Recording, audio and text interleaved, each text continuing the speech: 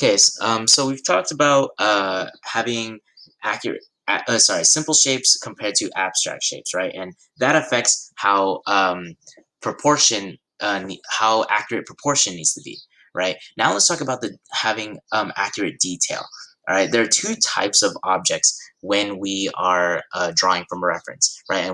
And when I say objects, I mean like living things as well, right? Just things in your reference. Okay, we have concrete objects and we have abstract objects. Okay, abstract objects are things that look different. Even sorry, abstract objects are things that can look different while still being whatever object that is. Right. So, for example, no, not that. Here, rocks. Right, rocks. There are an infinite number of rocks in this on Earth. Right, and every single rock looks different, right? There's no rock that looks exactly the same unless it's man-made, right? So here we have some rocks. This is a rock and this is a rock, right? We can tell that they're both rocks. However, look how vastly different the shapes and the details are, right? Um, that's just how rocks that's just how rocks are formed in nature, right? They look different from one rock to another. Okay, the most important thing though is that we can recognize that they're still rocks, right? Despite their differences. That's an example of an abstract object. A concrete object, however, would be more like this can of Coke, right? Every can of Coke, or Coke Zero specifically, looks like this, right?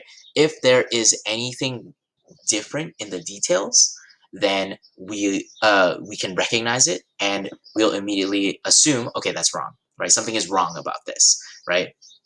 So if this can of Coke, right, the Coca-Cola logo, if I was drawing it and I didn't try to copy this font exactly as I see it in the picture, then my audience will immediately assume, oh, okay, yeah, that's definitely not a photo, right? That's definitely not a real can of Coke, right?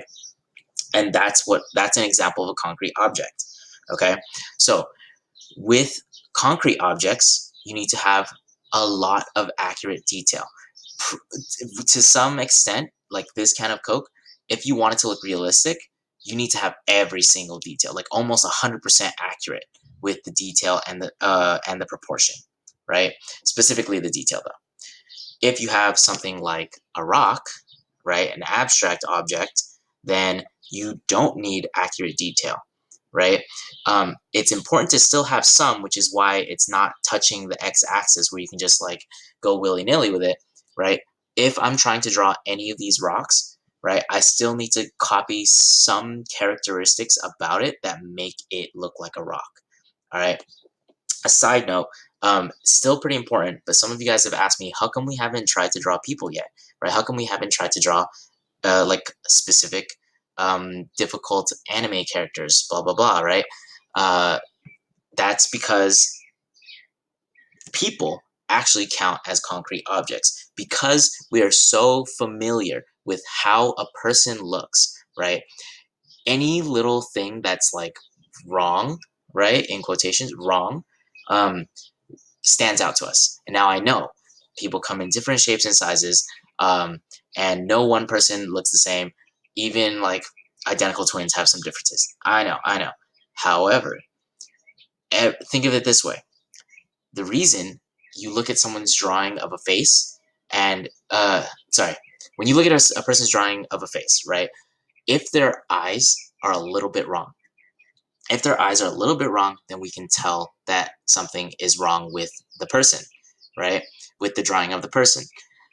That's because we have seen um, we have seen so many different versions of eyes.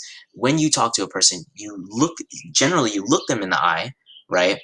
And you've seen so many versions of eyes that you basically have a photograph of an eye, of like every single eye in your brain, right? So if you look at a drawing and that drawing doesn't match what you recognize as an eye, even to the smallest degree, then that whole entire face is compromised and that whole entire face is wrong.